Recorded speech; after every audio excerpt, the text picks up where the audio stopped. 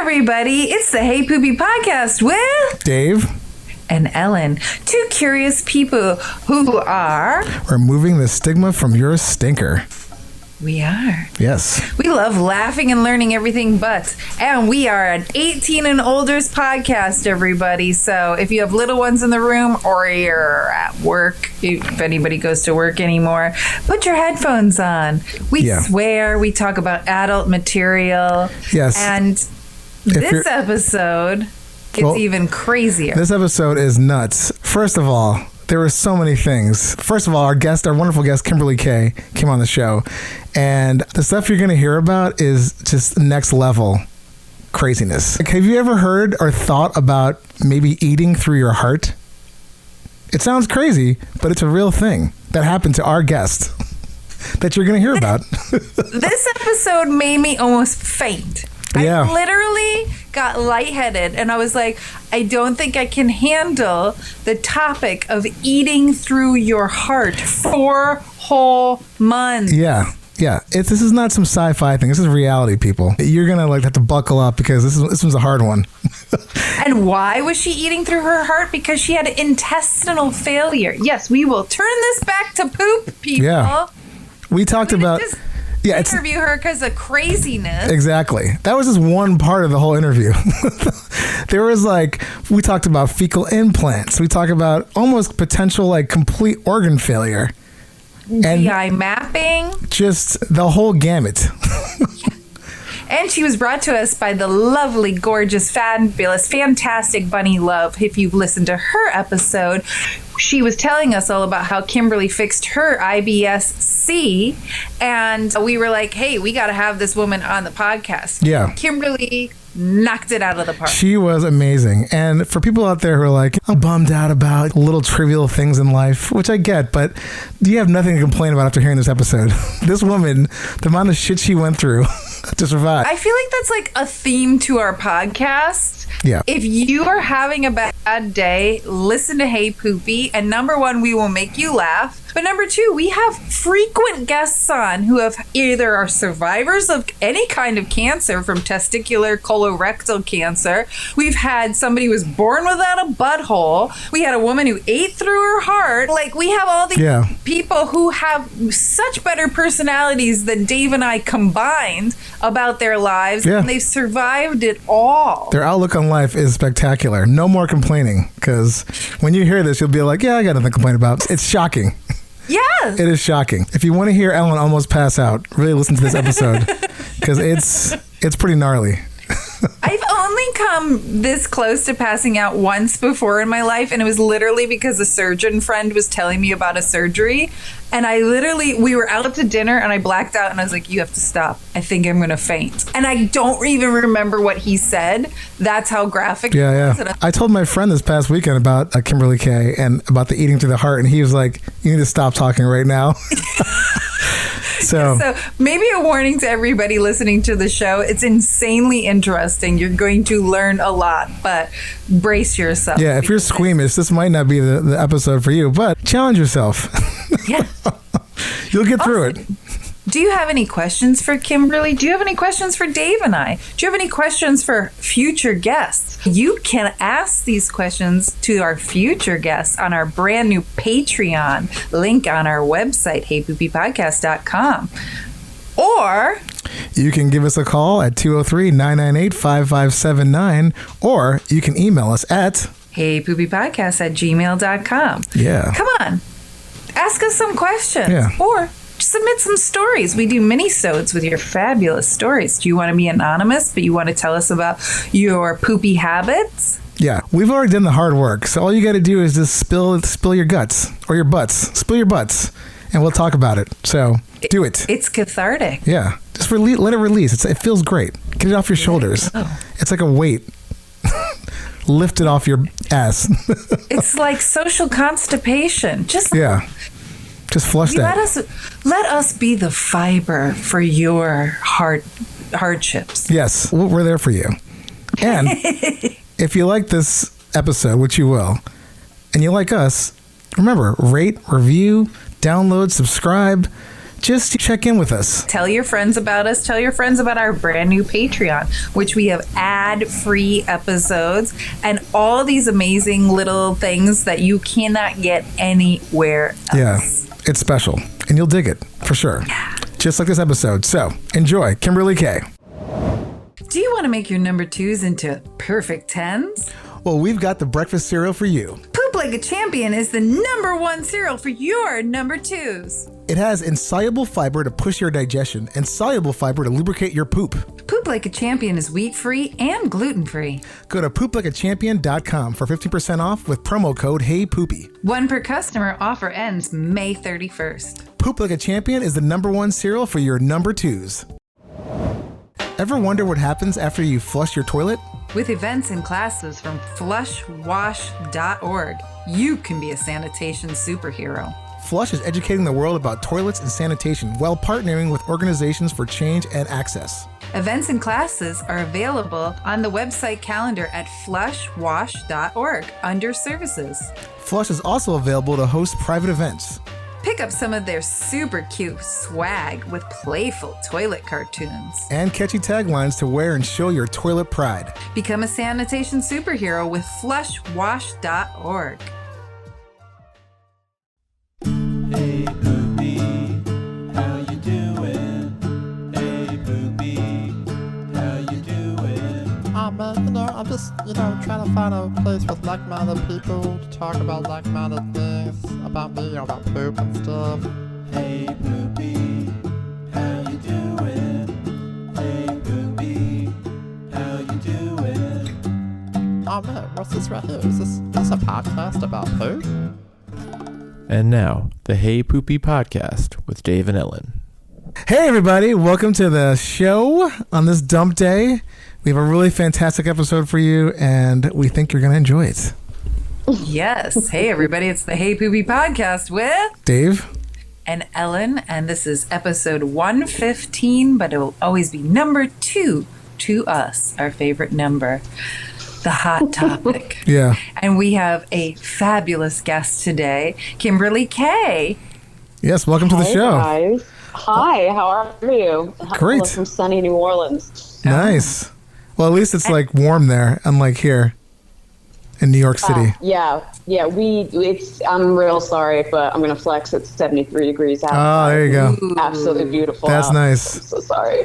Although I went out this morning, I was out early this morning on a run, and it was actually really nice out. Not 73, but sunny. Nice for this time of year. Yeah, exactly. I'm gonna be really August, so you can call me back. Right. Loaded over me in August. In the It's soup. 110 degrees. Yeah, Yeah. exactly.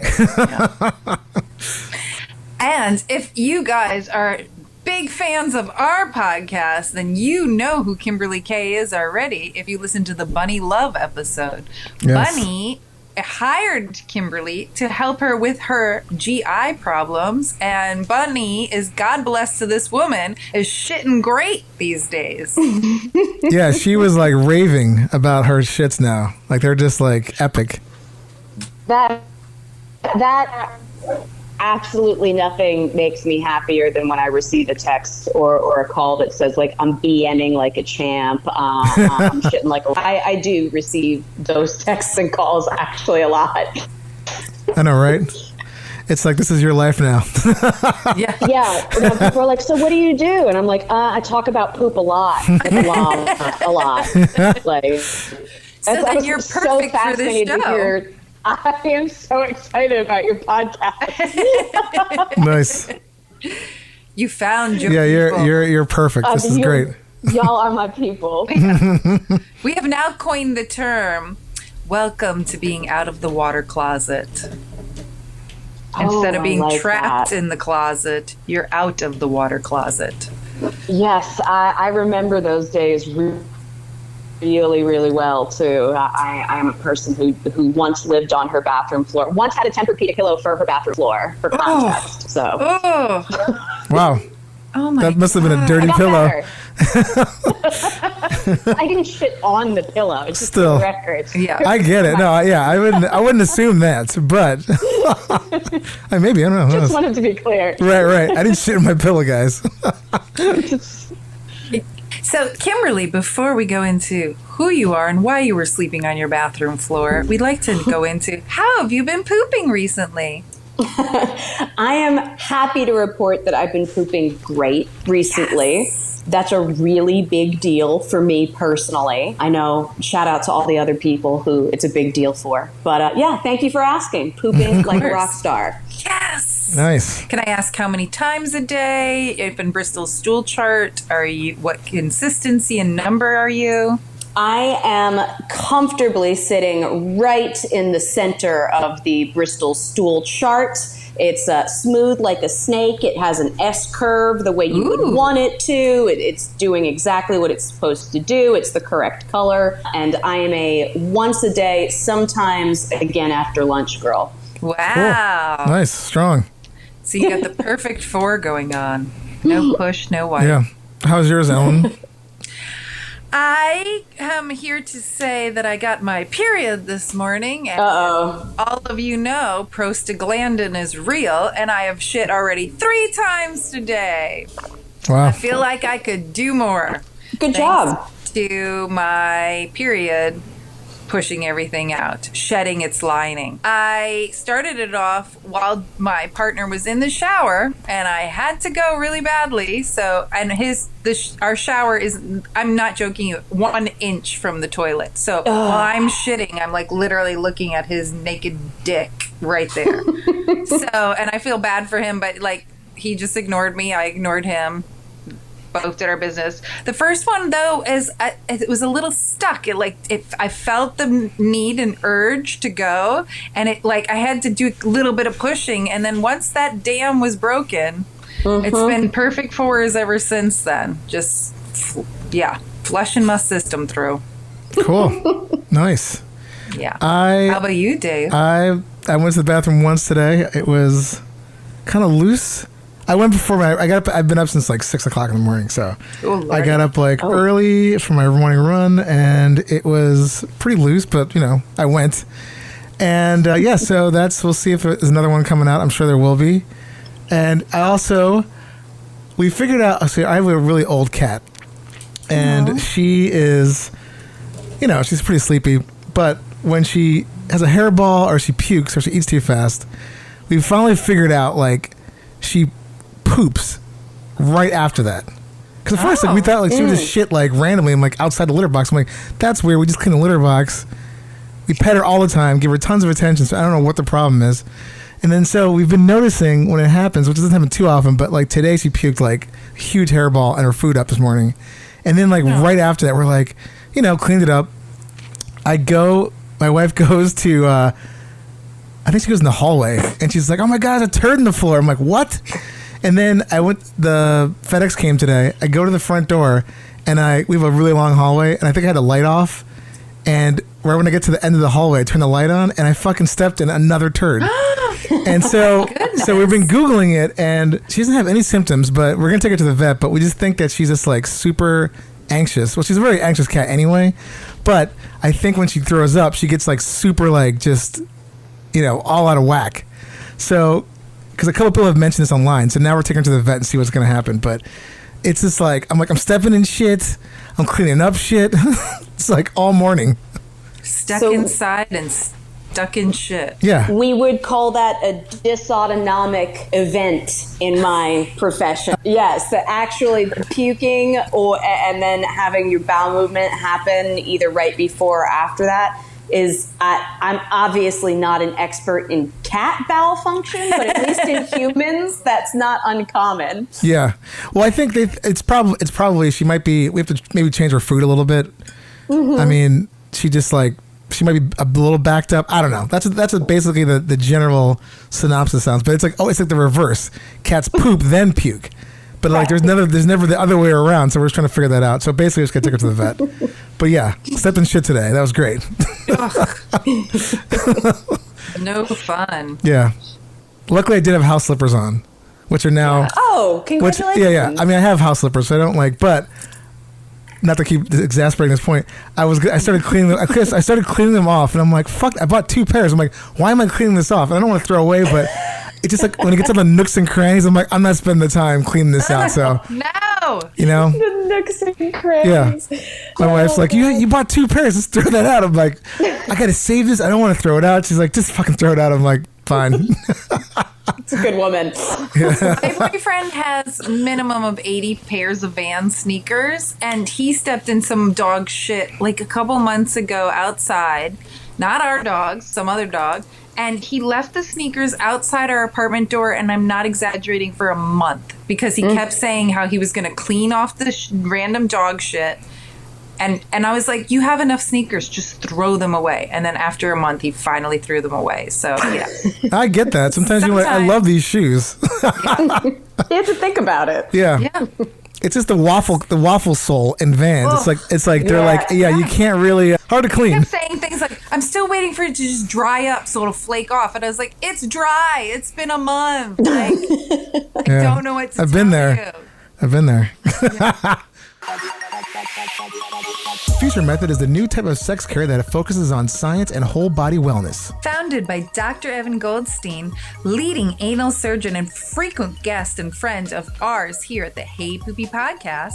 Future Method currently offers 3 products: an anal douche, butt and body scrub, and soothing cream for your butt and body. It's their philosophy to embrace science, education, and innovation in a growing sex care space. Doctor-led, Future Method's products are designed to promote whole body sexual wellness. It's what they call the science of sex. For our lucky listeners, FutureMethod.com is offering 15% off your next purchase. Just use the code HEYPOOPY at checkout. Restrictions apply. Yes. Since we've talked about stepping in dog shit and everything, and let's move on. I think our audience wants to know who you are, what you do. Okay. I am a functional medicine health coach and functional nutritionist. And I am also a Ehlers Danlos syndrome patient. So Ehlers Danlos syndrome is a connective tissue disorder. It's genetic, so you're just kind of born a little funky. And because almost everything in your body is made out of collagen, like all of the important stuff, most of your body doesn't work right when you have that condition. For me specifically, that means my intestines are a dumpster fire, I think is the professional medical term. The clinical term? That's a clinical term. A fucking dumpster fire. And yeah, so I had a long life as a patient, and then over the last 5 years was like, you know what? I'm spending a lot of money having other people to fix my body. Maybe I should just be certified in that myself, and then I won't have to pay these people to tell me to do it instead. And it turned out that was a very cost-effective solution to that problem. So Totally. Yeah, so now I work with people who have all kinds of gut issues for all different reasons, but I work with a lot of people that have atypical bodies, people who have autoimmunity, people who've had surgeries that have been kind of complicated, people whose pelvic floor has been destroyed by childbirth or another trauma, and I have a lot of athletes, because lots of athletes mess their bellies up living on calorie restricted or I need to be shredded diets, and that's great, but you can kill off everything that lives in your belly trying to look like a hot bikini model. So I help people with their bellies now. Nice. Yeah. That's awesome. I talk about poop a lot. I might be one of the only people you guys know who talks about shit more than you do. So you'd be surprised. I was about to say, There's a lot of people out there. I think you just coined your new nickname. You should be called just a nickname. This isn't a technical term, but Dr. Belly, because you're taking care of everybody's bellies. I really am. I've called myself a gut health witch before, because that's definitely, because some of it is not science. Some of it is just listening to people, getting feedback from their bodies, paying attention to patterns, and being like, I know the medical book says we should do this, but clearly in your case, we should not. Let's do something else. Oh my God. That to me feels a lot more like alchemy or witchcraft than medicine. Totally. You're like, Eye of Newt, Batwing. Exactly. And a cauldron. That comes on two things. One, Bunny even said that she was eating a lot of healthy things that when she got her test back, realized that those healthy things for a normal person was not healthy for her. So to each their own when it comes to your gut. Like, you could be eating all the greens in the world, but there's one green you threw in there that's not good for you. And then also, the gut is such a sensitive, emotional place that sometimes just listening to somebody, and maybe it's an anxiety stress issue, maybe they need to meditate, you know, like you never know. So we have a really big problem in this country on our internet and in our medicine with like, these things are healthy, so do these healthy things. And the reality is that everybody is so different. Even twins with the, like, literally, they are genetically identical, but they will manifest the exact same illness or the exact same injury two completely different ways. Yeah. And so you've Bunny was right. You've totally hit it. Things that are healthy for one person can literally be poison for somebody else. And sometimes it's just, how did they cook it? What happened to them earlier that day? Are they in a toxic relationship at home where, you know, they're thinking that it's about, I need to eat healthy, but actually it's like in a toxic relationship with a crazy person who nags me all day. Like, there's so many things, but we're not really great as like a population yet at like bio-individual medicine and bio. We're getting there. Everything you're saying, Kimberly, is very, very true. Like, and that's why being a vegan is only works for some people. Being paleo only works for some people. Like, everybody literally has to find what's right for them, and it could be anything. And we actually, talking about twins, we've had 2 guests on in the past year that had new babies that were twins. One guest had fraternal twins on and said that these babies are fed the same thing at the same time, and their pooping schedules were completely different. Yeah.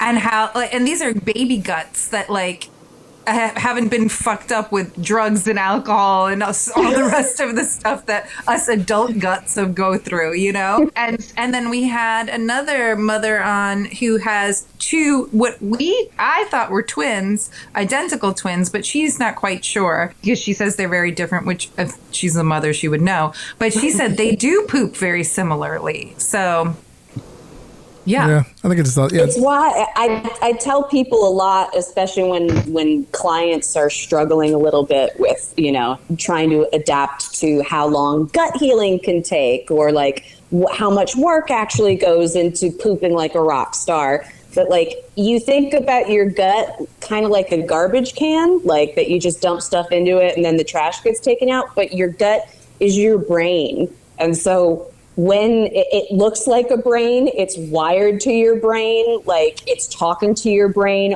all day long, all night. So when you have a gut injury, you don't have a trash can injury, you have a brain injury. And that takes a significant amount of time and effort to heal. Yeah. Yes.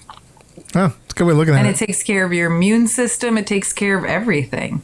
Yeah, it's got a lot of say in what's going on. So we need to give our guts some more credit. It's not the trash can; it's the control center. Yes, I like it. Yes, nice.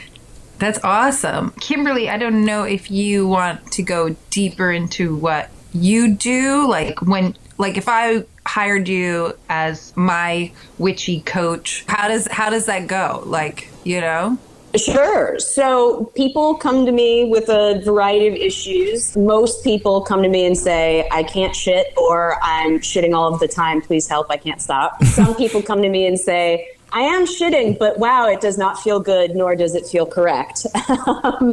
And so from there, you know, like I said, I practice bio-individual medicine. So if you have a session with me, your intake session is 2 hours. Like, wow. This is not, you're going to talk for 7 minutes and then your practitioner is going to interrupt you. I get a complete health history on the person. I get a trauma history on the person. And then we go into their family history and genetics as well, because your genetic lineage actually can play quite a bit into what your gut is wired to eat, process, and digest. But when you live in a great big melting pot, you have things like the internet or the food pyramid saying, hey, we should all eat like this, and it should be like that. So Typically, I do a great big long intake session with people. Then, based on the feedback that I get there, I give them some diary pages, and they track everything that they eat, their emotional stressors, their, just like, oh, some guy called me a bitch on the sidewalk, like whatever it is. And they kind of track their whole life for me for just a couple days, so I can get a glimpse of what's actually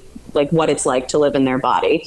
And then from there, there's a whole bunch of different stuff that we can do. Some people need advanced gut testing, where we do a really good genetic, assay test where we test everything that lives in their belly. And that goes, there's your hospital gut tests, which will find, your big 5 or 6 pathogens, E. coli, H. pylori, stuff that you guys have probably heard of before, certain parasites that are like really common. But then there's a lot of other markers that hospitals and even GI doctors don't normally test for in that. So I'm an advocate for if you've already had that testing done and you didn't find anything, but your gut is obviously not working right, let's go deeper and test a little bit more. And so we test their poop for a larger array of pathogens or microbes. We test their thyroid because your thyroid plays a lot into your gut function. We test their hormones if it seems like there's a reason to test their hormones, because if you're a lady, your hormones absolutely play into your bowel function quite a bit. Yes, and they're playing into mine right today. They're playing into yours right now. That sounds awful. It's a 0 out of 10 would not recommend the uterus. Yeah. Just in case you want to I'm looking into a new uterus. What kind of new models you got here? So yeah, that's kind of, the short version of what I initially do with people is try and figure out what's going on and why. Usually in that testing, we'll find, hey, this person has a thyroid disorder that they didn't know about. This person has the amount of parasites we've found hiding in people's poop I live in the tropics, so it's probably higher than somebody who does my job in New York, but actually parasites are really common in the United States. We're kind of dicks about it. We're like, oh, I'm a first world nation and we don't have parasites. It's like, parasites don't care about borders, Like, where do tomatoes come from? Guatemala. Like, also, there are southern states here, man. Like, we are an ideal place for parasites, and they're all over the place. So, yeah, we had a colonic therapist on once, and we were like, what's the one thing you tell your patients not to eat to help with colonics? And she said, sushi. Don't ever eat raw fish. She's like, they're covered in parasites. And both Dave and I were like, oh. I'm still eating sushi. I don't give a fuck. She's like, cook it till it's gray. I'm like, that's awful. Like, no, and look, if your immune system's functioning optimally, if you've got a powerful microbiome with like a robust population of good bugs in it, parasites will get in, they will go, this is not the right neighborhood for me, and you will shit them right out. Or they'll get in there, they'll cause enough crisis symptoms that you'll be like, I think something's wrong. Yeah. You'll take some ivermectin and you'll be done. But the problem is when you get these stealthier ones, or when you get someone who's like subclinically sick, so somebody who's like, their doctor's not picking up that there's something wrong because their testing is normal, but everything's at like the cusp of being abnormal. Right. So when you're subclinically functioning, that's when a parasite will get in there and be like, we are setting up shop. Party in this room. We grow our weed in this room. You are going to go procreate in that room, and then you have a problem. Yeah. Ooh. Yeah. That's the sushi thing, like, just fucked me up. I'm like, I don't care. I'm just not blissful ignorance, as they say, right? Yeah. I'm like, I don't care. I know, but I know too, and I still eat raw fish sometimes, but I stay away from swordfish. Don't fuck with swordfish. Yeah, my father too. Even cooked, and I mean, look, if you got a swordfish steak and you grill the shit out of that, one, it's going to be very dry, so don't. But if you eat it, you'll be fine. But my dad is a chef, and he sent me the photo of a 3-foot parasite that he pulled out of the side of a fish he was butchering one time, and I was like, I'm out. That's it. Wow. I mean, I actually get my fish from a fish share. Like every weekend, we get like a half of share of a half of whatever it's serving. of fish. And sometimes it is swordfish, which is very rare, but now I'm like, great. Give that to a friend. Give that to an enemy. Enemy? Give Okay. that swordfish to an enemy. A 3-foot parrot? Jesus Christ. Oh my God. I'm like, can you just give me the part that doesn't have that? Just eat around it, like just slice around it. That should be a couple inches around, should be good, right?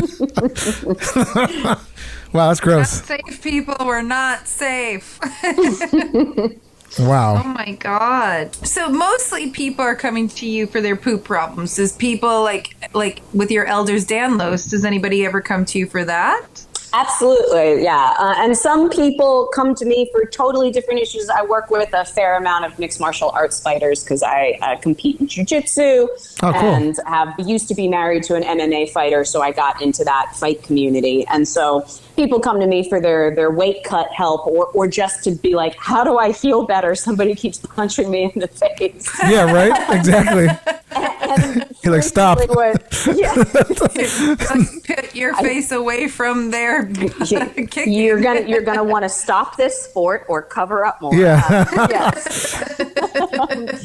But people come to me for a lot of issues. I get a lot of chronic migraines, and actually right now the biggest bulk of my clients currently are people with post-COVID syndrome. That's long haulers, and there's a really good reason for that. There's a great study. I can send you guys the link if you want to put it in your show notes, like super nerds. I'm a super nerd for studies about poop, but and again, this is a small scale study, not yet peer reviewed, not yet double blind, placebo controlled. It's not like the gold standard yet, but it's good research. It's helpful research. 100 post-COVID patients with long hauler syndrome tested, 100% of them had microbiome injury. So while COVID is not a shit your pants the entire time you're sick virus, it's doing significant damage to everything that's living in your intestines, which makes sense. There's a gut-lung axis. So any virus that gets in your body can cause gut inflammation, kill the good bugs that live in there that process your food for you in the ways that you want,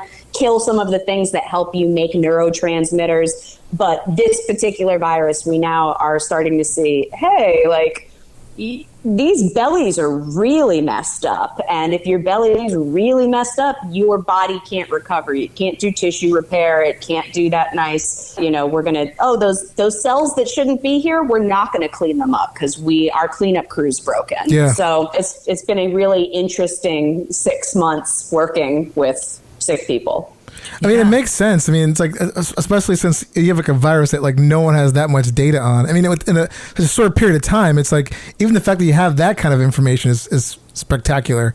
But I mean, absolutely, there's going to be like within the next probably few years, there's going to be even more that's coming out about that stuff that we don't even know about. So I hate to say it, but I'm kind of excited about them finding the connection with the microbiome injury because we've had a lot of illnesses, autoimmune diseases, stuff like POT syndrome, stuff like mast cell activation disorder. These are all disorders that can cause like serious gut issues, but they're all disorders that tend to present in women. And so they tend to get dismissed as hysteria, nervous tummy, all this other stuff. And then when you do finally get a diagnosis, you're like, what's the treatment? And they're like, go fuck yourself. Yeah, they're like, nothing. Yeah. But now that a whole bunch of rich white guys' bellies are messed up and they're sick, of course, yeah, they're gonna start researching this stuff and finding new treatment options because rich white bellies definitely get great medicine. For sure. It sucks, but we might all get the trickle-down economics of the healthcare system might actually work for us this time around. Crazy. Trickle-down knowledge, That's so crazy, but accurate.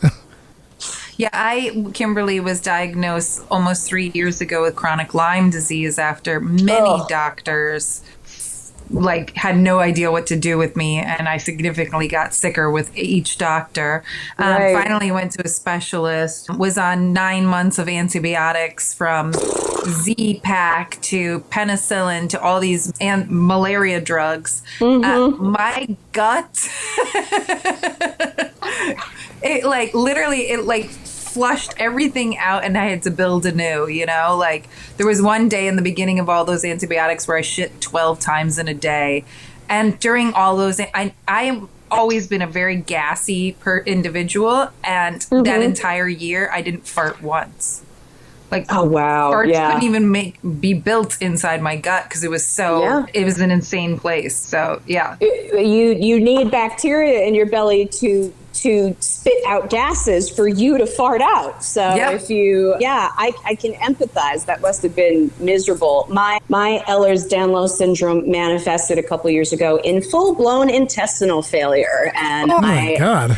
ended up in Cleveland Clinic in the critical care unit on intestinal rest, which is where they put a tube in your heart and you eat through your heart. What? Because yes, it's called TPN, total parenteral nutrition. It's a form of nutritional life support. It sucks. Do not recommend. But yeah, having been through that experience, I know what it's like to not fart. And when you finally do start farting again, you're like, oh my God, I'm alive. I'm going to live. It's like, You're like, I never thought I'd be excited to fart again. I never thought I would be excited to fart again. Like, real quick though, like, wait, what's that process called again? The heart thing? It's called TPN, total parenteral nutrition. I mean, first of all, let's just give it up for science and the fact that someone figured that out. Yeah. In a million years, I've never been like, if we just go through the heart, that'll work, right? Mind blown. And for the record, it's very risky. So if you are not at the point where you're so sick that you can't have a feeding tube or, you don't want to be like, oh, I have tummy trouble. People used to say to me while I was in treatment, oh, you're so lucky. I hate eating. I wish I could just get my nutrition from a bag like that. And I was like, I know you think you're saying something nice and supportive right now, but I want to slap you in the mouth. Yeah. What's happening right now? Yeah, I will trade you. I'm being fed through my heart. That doesn't make any sense. This does not make sense to me. So what happens is they cut a hole in your chest. They feed a needle using, it's a radiological procedure. So they feed a needle and then a tube in, and this tube sits at the top of your heart in the superior vena cava, and then they have to anchor the tube into your collarbone so it doesn't drift off and do something crazy. And then the other end of that tube hangs out of your chest all of the time, and it plugs into a bag of sugar syrup, and that sugar syrup keeps you from dying. Okay. Holy Jesus. That is crazy. Dave and I have been doing 115 of these episodes, and he knows that there's very little that can shake me. I literally feel like I'm going to faint right now. I shockingly than that. I am so... technology incredible, science incredible, the actual terminology, and it's just making me feel a little queasy. Anyway, besides, how long did you have to do this? I was very, very fortunate. I was somebody who responded to a period of intestinal rest, so I was able to get off in 4 months. However... That's still a long time. Wait. That's still a long time. Hooked up for 4 months? I was hooked for 18 hours a day. So you're hooked up to a pump and a bag for 18 hours a day. And it's not comfortable. It's not cool. I can't imagine. Also, it's a sugar syrup. So imagine that all you're eating is Mountain Dew. Imagine how you would feel if what you were doing was drinking a liter or two of soda a day. And that would be your food. Damn. Okay, so... It's a party. Doing the do. Yeah, so obviously are you not peeing and pooping if this is all you're consuming?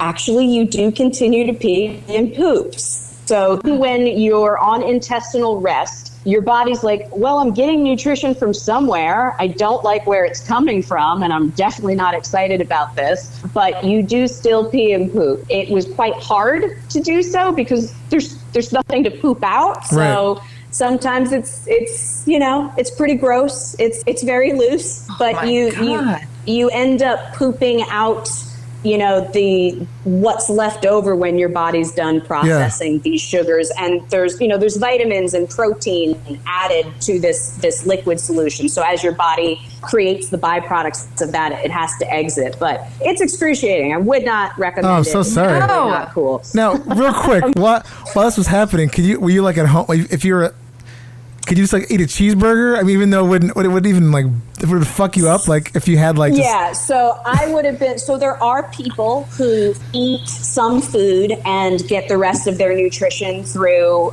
their TPN port or their TPN catheter, it's called. So some people do a combination of both. I was on, hey, your intestines are, right. My intestines, they're too stretchy and they don't have enough nervous system communication between it and the brain, so they can't squeeze food through the way it's supposed to. It's called slow motility. A lot of people you talk to have some version of it. Mine's just really, really, really extreme when it happens. And yeah, I personally, if I'd eaten a cheeseburger, then I would have died. So that was not an option. Just check. I just was curious, like if you're like, I need something other than, It's a really good question. I did suck on a lot of lollipops because you start to lose your mind, when you haven't eaten food in months and months and all you taste is your own mouth for that period of time. Like you psychologically start to lose it. Like humans are not actually wired to tolerate that experience very well at all. Also, all you're eating is sugar. So there's like a psychosis that starts to happen. Like to say that I was mentally ill during the period that I was on nutritional life support would be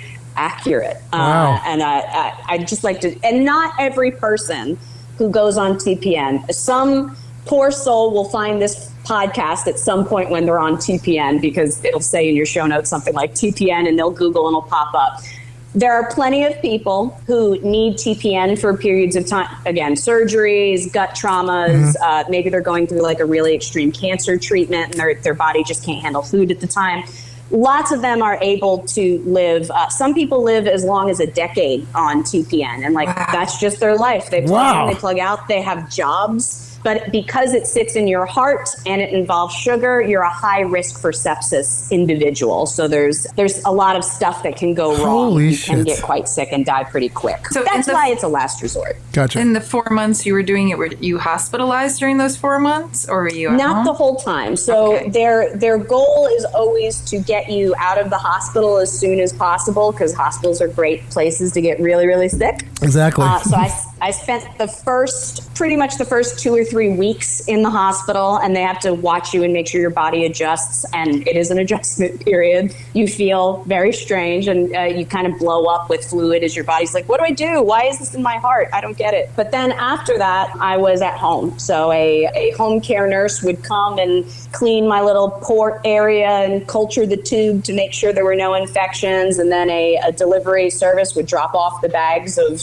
nutrition and vitamins, and I would plug into it. And but the whole time I was doing it was still, I had to live in the residences around Cleveland Clinic because I was being treated for intestinal failure. So you can't just I'm in intestinal failure, I'm just gonna you want to go to Six Flags? No. Yeah. You gotta. I'm gonna see this band tonight. You guys in? Yes. But my one point of pride is that while I was on TPN, I'm in a band, and I did fly home and play a gig on stage, hooked up to the TPN pump. Oh, that's awesome. I was like, I'm not metal, but this moment is metal. That's pretty metal. This particular moment is, I'm on life support on stage. This is cool. That's incredible. So, I mean, you've been to hell and back, so you get this. Thank you. Yeah, that's I appreciate that. Yeah, that's impressive. I mean, not, you know what I mean? Like, just the fact that you've done that is out of control. Call me impressive. Yeah, it is impressive. It's impressive. I would have been like, this has to end. I can't do this.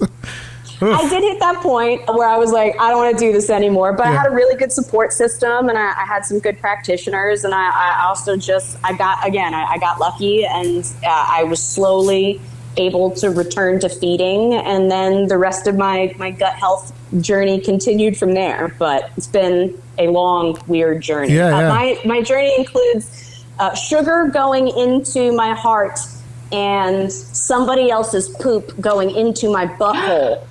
So you got a fecal transplant? I sure did. Oh my God! Yes, finally. We've been wanting to talk to somebody about this. Hi. Ellen's like, wait. Yes. I'm awake. I'm back. Oh my God, it's crazy. So how? I'm one-stop shopping for. Yeah, this is. I mean, you are. We're like, okay, food through the heart. Check a TPN. Yeah. Check. Yeah. Wow. Okay, go through it. Inquiring minds want to know. What questions do you have about fecal microbiota transplant, kids? So when you were on intestinal rest, was that just part of the protocol? Like that was okay. Yes. So I had something called SIPO, which is chronic intestinal pseudo-obstruction, where you don't have a bowel obstruction, but the nerves in your gut have stopped talking to your brain enough that your belly acts like there's a physical obstruction. And so one of the ways they treat that is just they give the gut like several months off and are like, maybe if we rest the nerves, they'll start talking with Command Central again. And in my case, that is what happens. Some people, the nervous system doesn't start talking again, and then they have to do surgeries, and there's ileostomies and transplants. But for me, the gut rest worked. So the gut rest, and then they're just like, I mean, when did the fecal transplant come into play? Was it like the day of, or is it like a month later, or how does that? No. In my case, so as a result of being on TPN and having slow motility, so all of my food that I do eat sits in my intestines way too long, and I turn into a brewery where my food starts to ferment because it's been in there too long. It's hanging out with the bacteria. It overstays its welcome. So I get SIBO quite a bit. What's SIBO? Small intestinal bacterial overgrowth, where my good gut bacteria is not getting enough of what it needs to thrive because baddies have gotten in there, and when your food sits too long and ferments, it turns into stuff that bad bacteria is like, this is my favorite food. Right. I'm so excited about They're like, this. party. And they're like, they got Doritos. Yeah, I got Doritos. Oh my God. So I got a absolutely nightmare case of SIBO, and then we were treating it with antibiotics. Then I got an infection from the TPN, and I had to get systemic antibiotics through my port and IV. So everything was wiped out, and so we were trying to fight off an infection after killing off all of the good things that were remaining in the gut. And after enough time and treatment failures, we were finally like, I'm doing a poop transplant. Fuck this. So yeah. When did you do it? I did my first transplant. I've had two. I did my first transplant in 2018 and my second in 2019. And my first transplant didn't take because my gut motility wasn't good enough yet. My intestines still didn't work well enough. But my second transplant did take and cleared the infection out. And all of a sudden, my joint pain cleared up and went away. I stopped getting migraines all of the time. And after 15 years of being on preventative and injections for migraines, have not had a migraine in 2 full years. Oh my God, that's amazing. So that's another, wow, you're like... I have gotten very lucky, y'all, but some of it is also, good nutrition, good supplements, good lifestyle, like changing the way you live, not partying and using drugs all the time. That was a big part of my 20s. I don't do that anymore. Yeah, I imagine so. So there's just a little bit of both, but yeah. So any specific questions about putting somebody else's feet inside you? Now I know this is this is more like a funny observation. I realize you're not just sitting in a room and someone just sits there with like a tube and just pushes it, packs it in, so it's like, okay, put some tape over the back and it's like, okay, let's just wait for a minute. I mean, like, how does it like physically work? Is it like literally, do they just go in through like a tube? Like what? Okay, so it depends on how you do it and where you go. There are fecal microbiota transplant is still not legal in the United States for anything except for C. diff. So if you get the C. diff infection, it's legal and they can do it in a hospital. But if you don't have C. diff, no matter what your diagnosis is, you cannot get a fecal transplant in the United States. It's something patient advocates like me are working very hard to change because that's mental. It's like, other bacteria matter, guys. Like, what are you talking about? Yeah, what the fuck? C. diff. So if you have it done in a hospital, what they'll typically do is put a peg tube in the person's, listeners can't see me pointing to my torso, but I'm pointing to my torso. They'll put a tube into the intestine. They'll make the transplant sample from the donor or from your own poop. Sometimes cancer patients get, the only other way you can get is if you are getting like a bone marrow transplant where they have to turn your immune system off, or you're getting really extreme chemo. Right. Sometimes now they'll take a poop sample from the person before they wipe out everything in their body, and then they'll use their own poop to repopulate their gut with their bacteria after it's killed. So it's C. diff and cancer too. Okay. But SIBO and gut dysbiosis, pathogenic infections like I had, still not. So we had to go with the slightly more controversial, not done in a hospital. Oh, shit. Transplant. DIY. Yeah, I'm not recommending that anybody else do this. I am saying that when you are in organ failure and you've been given like 5 years to live, fucking around with poop is like, you're like, Bring it. I mean, really? What's the worst that's going to happen? I'm going to die? Yeah. Ha-ha. You're like, bring it. Let's do this. Holy shit. So, Holy shit!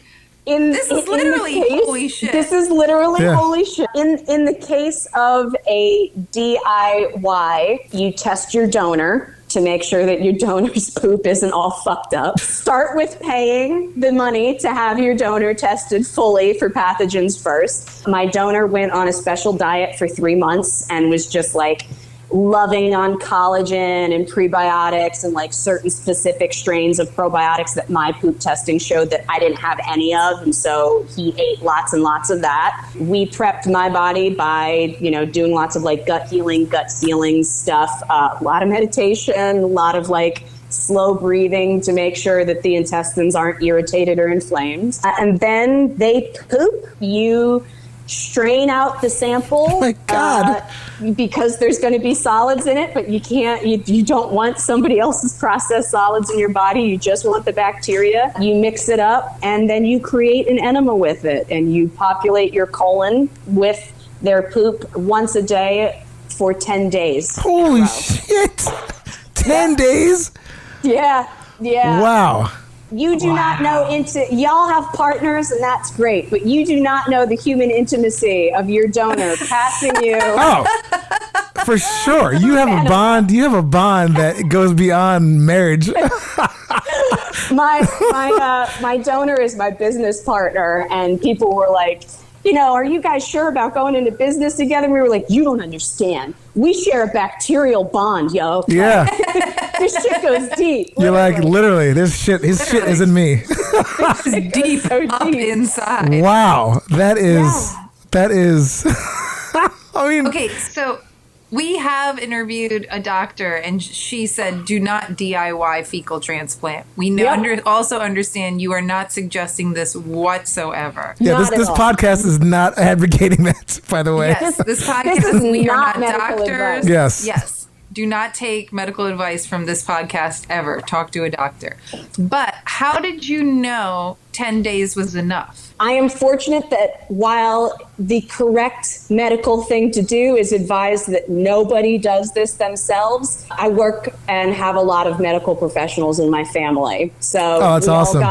We all got in it was literally like a team of people with various like, this person has this certification, this person has this certification, this person works on this ward, this person does this person has the same condition I do, but in a different country, and they were treated in their country. In Israel, you can get a poop transplant. So somebody who had it done in the hospital spoke to the people in my circle that are doctors and other medical professionals. And so it was kind of like, if it takes a village to heal, I had an entire village help me out. Yeah, it wasn't like do not go to an internet message board. I was just going to say, you weren't on Google. You weren't Googling it on Wikipedia. You're like, it says here.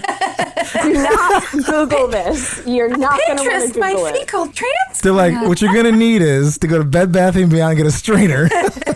Then find mesh strainer. Yes. Well, we did actually use a purchased on Amazon fine mesh strainer, but everything else was real stuff. Cleansed the right way, handled as in as sanitary and anaerobic a way as possible. But yeah, I am a perpetrator of felonious medical crimes, but only against myself. So Yes. Wow. That is unbelievable, man. That is super unbelievable. That is like, first of all, again, kudos to you and your family and your team to get you through that. But I mean, within one episode, we've gone through. So I just can't even. It's. I have so many I'm notes, blown away. Number one, and number two, my jaw is on the ground. Like, this has been a roller coaster ride. I'm so sorry. No, it's great. I love it. Oh, I love it. Are you kidding me? This is fantastic.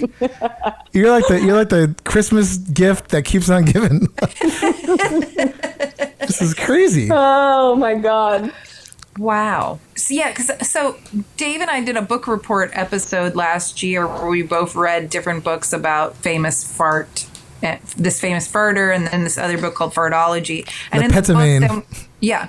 And then we interviewed the guy who wrote Fartology, and in his book Fartology, he was like, ugh, nobody should do fecal transplants. It's disgusting. And then when we interviewed him, I was like, I saw that your book came out a couple years ago. Have you changed your mind on that? And he said, actually, I have changed my mind. The science is coming out. That's why I was asking, like, when you did it, because this is very, very brand new science. And it is way brand new, and I'm so happy you guys are articulating that, because and in medical journals it's a little 2018 to me. If I were talking to a client or a patient in 2018, I would have been like, fuck no, don't do that, that's a terrible idea, like we don't have enough data. But in my specific patient population for my specific condition, once we got into the journals, we were like, there is enough evidence for us to, we literally did like the cost benefit ratio analysis as a group. And we're like, you know, when you've been given like X amount of years to live and you're in your 30s, like we're here, we're at the point to do something this radical. So, but in the last couple of years, since 2018 and 19, the research is a lot better. Even my GI doctor, who a couple of years ago, when I told my GI doctor I did this, was like, I love you, but I hate you so much. Like, why would you do this? Now he sends me links and was like, hey, did you see people are doing that crazy shit you did? They're doing it, it's working. So I was going to say the term crapshoot, like really, like umbrella term, like it was a crapshoot, but it also literally was a crapshoot up the chute, poop shoot, you know, like poop tube. Or in a poop tube. That's my mind is blown. Mine is too. And as a practitioner, like, again, I don't want people to do home poop transplants, but having been a success story with one of them and been like, look, we know that probiotics that you take orally have a really hard time colonizing the gut, especially an inflamed and altered gut that's maybe not a very nice place for microbes to live. So we've got this real problem in treating patients currently where we need to get good stuff that, oops, we killed it with antibiotics. Oops, we killed it with chemo. Oops, we killed it with alcohol. Oops, we killed it, whatever it is. We need to get the right, in quotes, bacteria into these people. And we until very recently with some of these breakthroughs that we've had with poop transplant, we haven't had a way. And poop transplant is actually like, oh my God, we might actually have a solution to this. And if we have a solution to this, there's a whole lot of gut-brain illnesses, including Alzheimer's, and it's starting to look like Parkinson's disease is a gut-brain illness, where we're testing the poop of Parkinson's patients and finding that they're missing certain critical microbes. And there was an animal study where they took the poop of mice with Parkinson's and put it into healthy mice, and the healthy mice developed Parkinson's. So now they're going, oh my God. And they're like, yes. So we're starting to go, way beyond I can't poop or I can't stop pooping. There are a whole world of illnesses that might be tied to what's living in our gut microbiome that could potentially be helped by fecal transplant. Jury is still very much out, but it's very exciting research. Right, yeah. Totally. It's very promising if, that's the case, for sure. Yeah. Wow. See, Dave, we started this shitty podcast, and now we could be saving lives lives with poop. Like, I mean, First of all, you had like a reverse shit story. It's like like you don't even need like a sit your pants story. You went like the complete opposite. You put it in you, and now you're better. Yeah. This is a very different poop story. It is one of my favorites. So. Yeah, I mean, it's probably. The only time we've come close to something like this is when we had fisters on or dominatrix on who fists. Yeah. Like, there's few people who are going up. Usually it's out. Yes, yeah. Yeah. This was the rare case. Shout out to Edward, my donor. All right, Ed. He was a vegetarian and he ate so much bone broth and to prepare himself for being my donor. It's a really big deal to have to do that. That's a great friend. Yeah, I mean, really geez. good Yeah. friend. Yes, no joke. So, also, Edward, how was like in his prepping his poop and his gut? Like how was he pooping during that time? Was he feeling great? Like, Yeah. I mean, it must have been. I'm just. And like he probably was doing the most amazing things for his body to help your body. Yeah. That he probably was like, I'm a vegetarian, but this bone broth shit seems to be really working, you know? Yeah, so he's an ethical vegetarian, but he now has collagen peptides as part of his diet because he's like, it helped my gut and my skin looked incredible. And I will say that while he was on the gut health protocol, and when you're like, if I don't do this right, I could hurt somebody I love. Like, Yeah. it's a really motivate. Like, if you're looking for a way to stay on a diet, might I suggest becoming a poop donor? Because Yeah. that one's really motivating. It's a lot of responsibility. He looked like he walked off the cover of like a men's fitness magazine. Like he was like glowing and like he hadn't been oiled, but he looked like he had been. And like he had like abs and like his striatus muscles on the sides. Oh, He was shit. like, I look incredible. I was like, you should be a poop donor all of the time. Like, what is happening right now? Yeah, he should put that diet online. Yeah. Yeah. If you got to have a gimmick, that is one that I don't think has been done yet. So you guys might be onto something. Yes. Hell yeah. Now, have you noticed since the poop transplant, do you have certain like characteristics that he has that you guys are like some kind of like superpower transfer? Same mannerisms. What is interesting is that since the poop transplant, my farts no longer smelled like the farts that I had known from my body for my entire 36 years of being alive. I have never been around Edward when he farts, but I have smelled things in his home in empty rooms and been like, oh, I guess one of the dogs farted. And now I know that the truth is that Edward farted and vacated the room. That's the smell that my body started making. So you guys fart the same? He's like, you're welcome. Cute. Yeah. He's like, my Again, gift. It's a very intimate bond. So. Yeah, totally.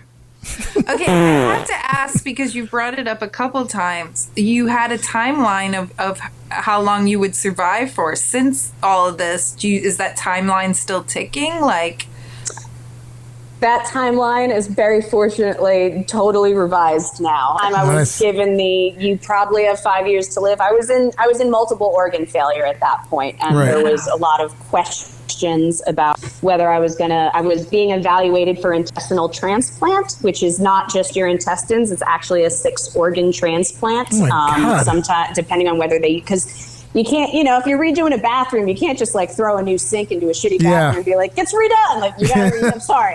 You gotta redo everything. This all has to go. I'm sorry, we're gonna take this out. We gotta put this up. Oh my God. And the survival rate on transplants is not great, and a lot of people die waiting for transplants. So at the time I got the 5-year thing, nothing from my small intestine down worked right. My bladder didn't work. My butthole didn't work. My colon didn't work. Nothing. It was all just frozen. Shit. wow. All of those things are working again. So That's amazing. Yeah. Congratulations. No, it is. That's a miracle. And what kind It of literally is. yeah? What kind of diet are you now on? Like, are you on a restrictive diet? Like, I mean, also the fact that you guys are in New Orleans. I've been in New Orleans so many times, and finding healthy food there seems impossible.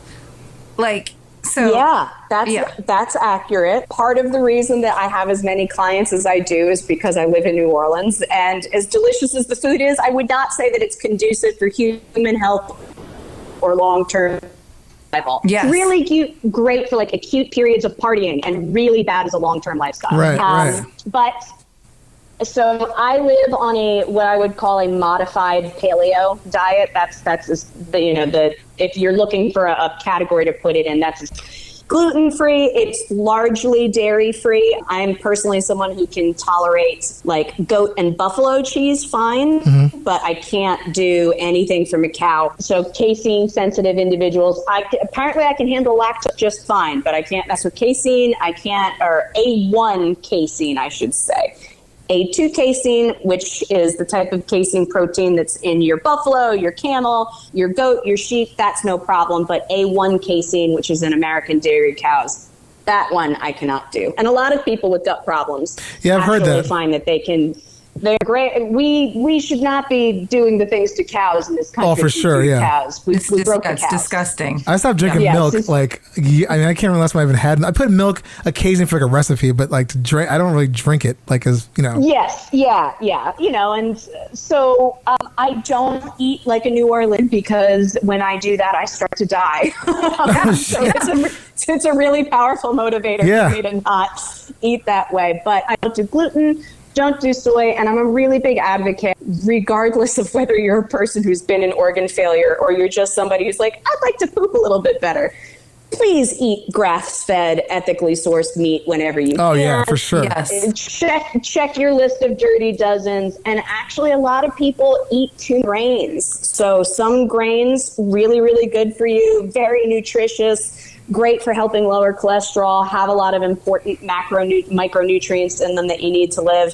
But in the United States, we heavily treat our grains with glyphosate. We heavily treat them with sometimes other chemicals that aren't even listed. And then once you have a microbiome injury, which you can walk around for like literally 20 or 30 years with a microbiome injury and not know it. Like people are like, oh, my gut's great. And I'm like, we'll test, and then I'll tell you if you Yeah, right. Like, they get their test. You're like, slow down, buddy.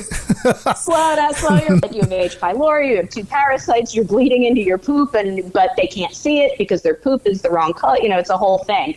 But if you don't have the right stuff in your gut because you've been living a very American lifestyle for too long, eating a lot of oatmeal, eating a lot of quinoa, eating a lot of grains, it's like sandpaper. I tell people, when you eat a bowl of oatmeal, if you have a gut wound that you don't know about, it's like rubbing sandpaper over sunburn, where you're just scraping something very rough and fibrous against something that's like, please stop doing that to me.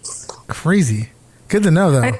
That's what happens with my partner. Every time he eats oatmeal, he's like, oh my God, I just shit like crazy and I had so many gas pains. And I'm like, well, fiber, it has a lot of fiber oatmeal in it. Like, you need to it's good for you, but also sometimes because he's a bacon cheese, bacon, egg and cheese type of person, and then he'll mix it up with a little bit of oatmeal. And I'm like, just stop with the bacon, egg, and cheese, and just do oatmeal, and you'll feel okay. And it's wild. Some people, there are certain people who are just like, they come from a genetic heritage where they can rock on grains and raw veggies all day long. A lot of people from certain nations in Africa, a lot of places in South American island, they just, they had a lot of root vegetables and a lot of raw plants, and it was like generation after generation after generation of eating that way. And so their body's like, I love this. And then there's my people, these sickly people from the British Isles who are like, it's been raining months and everything's dead and we just killed our pet to eat it. And so we don't do great when you hand us like tons and tons of raw tropical vegetables or lots and lots and lots of grains. We're like, you got to think about where in the world your people are from sometimes when you're thinking about how should I eat. Crazy. Oh my goodness. This is fantastic. I just don't even to say it's so informative and just gobsmacked about all the stuff that you went through. So again, congratulations on getting through that terrible time. Oh my God. I don't even know. I mean, I know we have a battery of questions and all that stuff like that, but I feel like this whole episode is just like so hyper focused on this because it's just great what you're telling us. I mean, I love it. Thank you.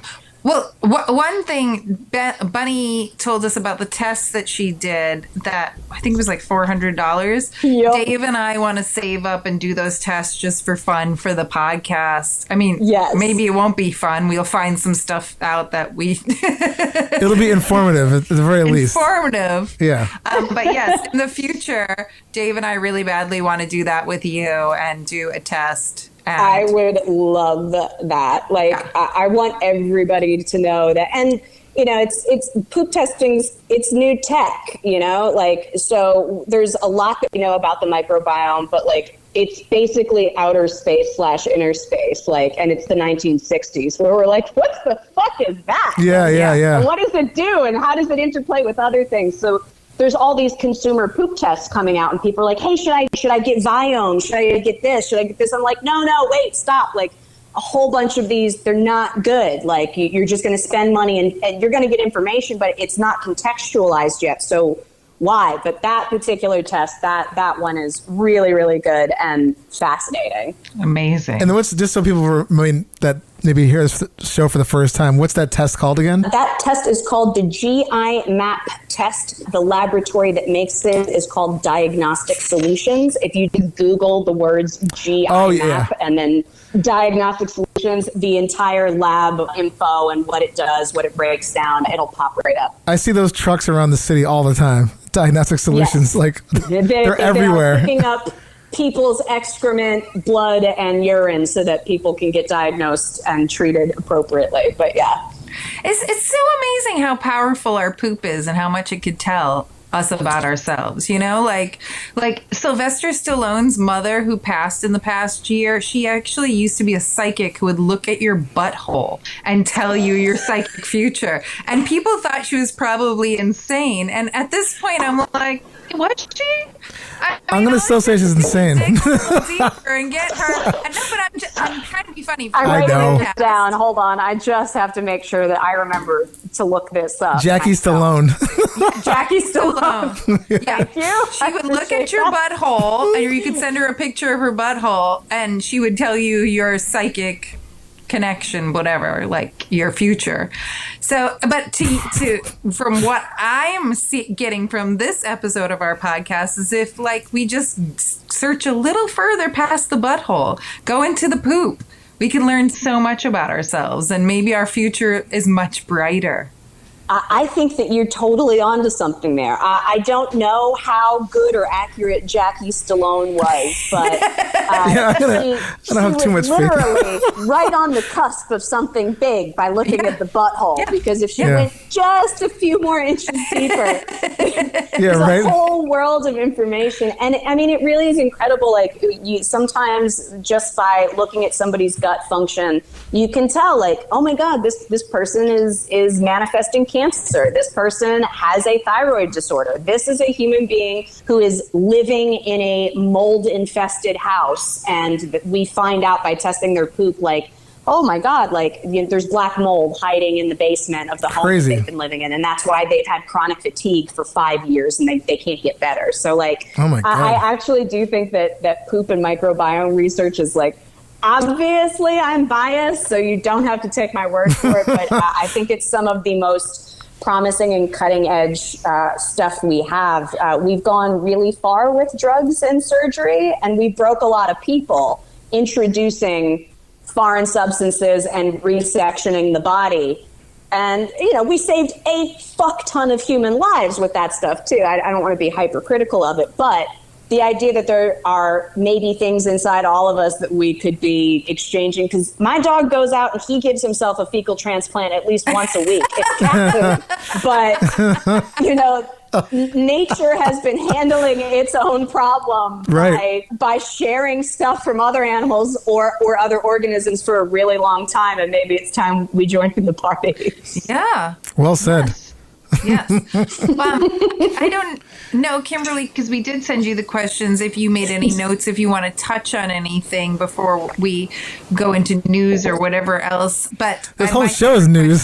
Sorry. I'm like blown away. I don't even like that is going to compare with what you just said. I mean, I know. I'm just keeping being it on script. Yeah.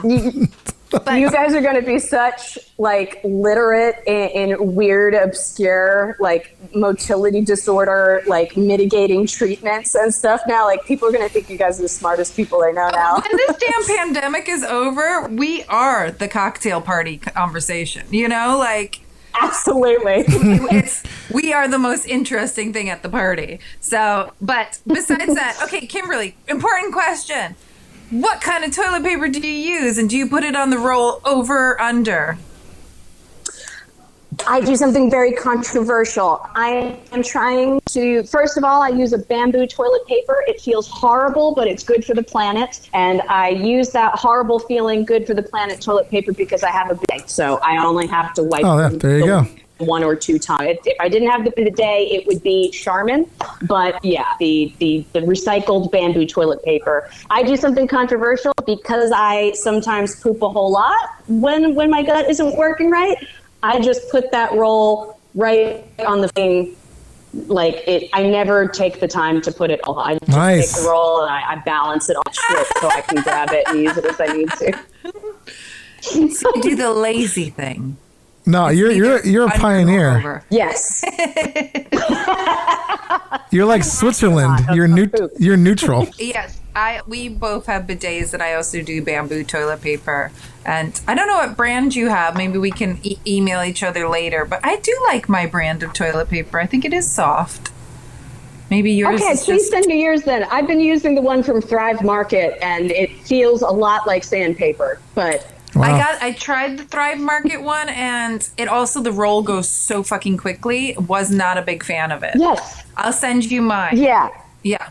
Okay, thank you. Mine's a little silky, thank you, which I like. It's tough and silky. Oh, yes. The answer is yes. I want that toilet paper in my life. Yes. And Kimberly, from our questions, is there anything you want to add? Like, did you read our questions and we're like, oh, I got a story for them? I did. And my biggest story was, hey, I put somebody else's shit in my Yeah, I was going to say, mouth. that's the shit story. I just want to cover all bases before we leave her. Like, I mean, you can always come back, and when we save up our money for our GI maps, like, we most definitely want you back. But oh yeah, yes, you should. And I would like, please, it'll free of charge. I will interpret your results for you. It'll go to your party. But the one question I was going to answer for you have that question about what is the public toilet that you remember most, and mine is the toilet in the radiology department of Cleveland Clinic in Cleveland, Ohio.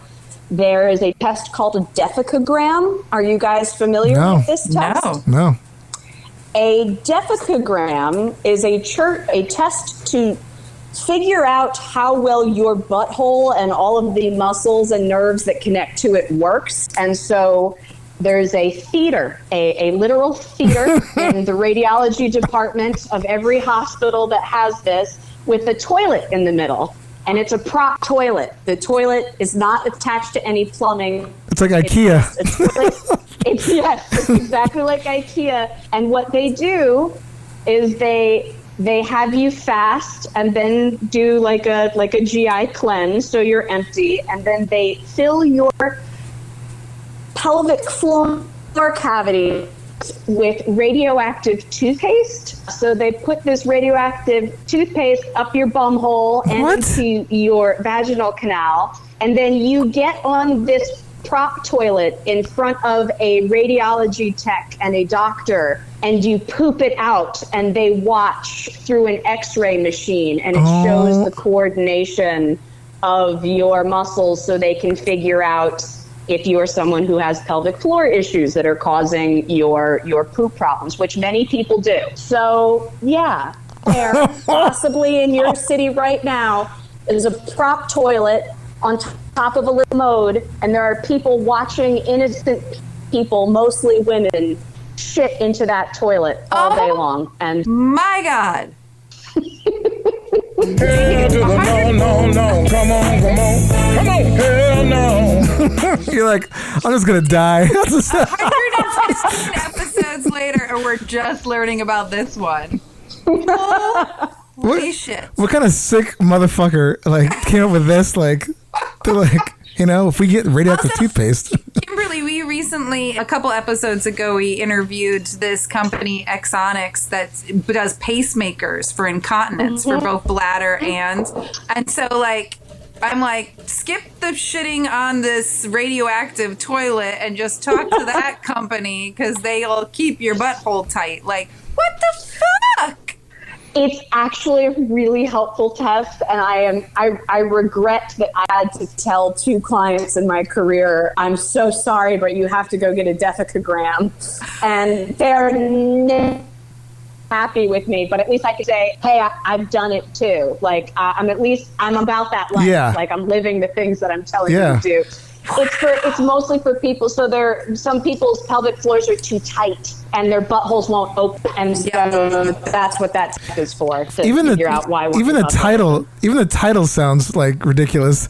Yeah. Like, Right? like what? Like, when my doctor told me I had to go get a test, I said they couldn't name it anything else. Yeah. Like literally anything else. Like, fucking lie to me. Don't call it a Deficogram. It's miserable. It sounds like someone just like had a brain fart for a second. They're like a Deficogram, and you're like, wait, what? How do I spell that?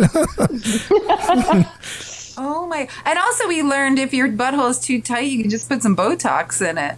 From It's another true. of our doctors. Yeah, sometimes that can help. Craziness. Wow.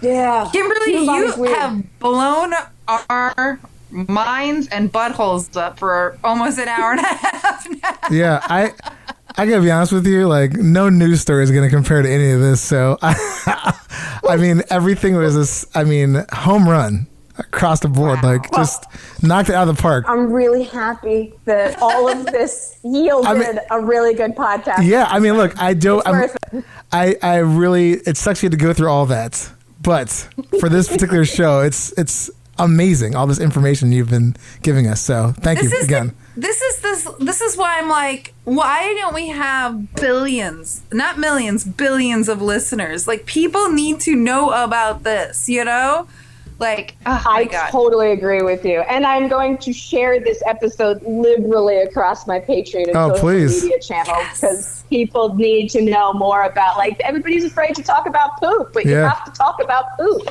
Yeah, but if we've learned anything, it might be the secret to our success, See, like, not just the I'm podcast saying. success, but every human beings, This show is like a Deficogram, whatever the hell it's called.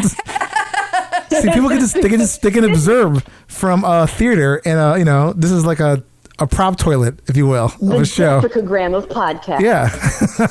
Dave, all I know is when this pandemic is done and we can go, we are finding one of those Defecograms. Yeah. I can't even say it. How this shit works. It's crazy. Literally. You can Google it. Google the whole thing. I There's will. a lot of information about it. Well, I mean, I'm just going to skip the news, to be honest with you, because this is, it'll pale in comparison. So, Kimberly Kaye, thank you so much for being on our show. You were amazing. You're so welcome. Amazing. So, and please tell our audience where people can get a hold of you, find you, all that stuff. Sure. People can find me on Instagram at Kimberly_Kaye, Kaye. And if they want to keep up with any of the stuff that I share from journals or stuff from working with clients, I have a Patreon called Chronically Chill, www.patreon.com/Chronically Chill. Excellent. Amazing. Oh my God. Well, again, thank you so much. That was Yes, thank you. incredible. I mean, the education Thank you guys today. for having a podcast that makes people. I'm just so thrilled that people are. I literally went back to school and then spent 2 years at parties being like, ask me about the microbiome. Yeah. Oh, that should be a T-shirt. Great. I appreciate you guys. Thank you. Yes. Please ask me about the microbiome. And yeah, when you save up and get there, it's $445 currently, which is just such a fisting. Yeah. It's a Especially the cool fact that we need 2 of them. Yeah. Like, We could just share one. $1,000. We could just share one, split, just mash it all up together and be like this. Yeah, just mix it all together. Yeah. That's good science, right? It'll totally work. Oh my God. Dragon one test. Yeah. But when it's time, I will happily read those results for you guys. Thank Yeah. you. Yes. Oof. Thank you so much. And Woof, what a roller coaster ride. Thank you, everybody, for listening, and happy pooping, and enjoy your butthole. Hey Poopy Podcast is brought to you by Perfect 4 Entertainment, produced by Dave and Ellen, with executive producer Stormy Leather, edited by me, Dave. For more information, go to heypoopypodcast.com for episodes, merch, and more. Follow us on Instagram at heypoopypodcast and Twitter at heypoopy. Theme song by Jordan Perlson. Hey Poopy.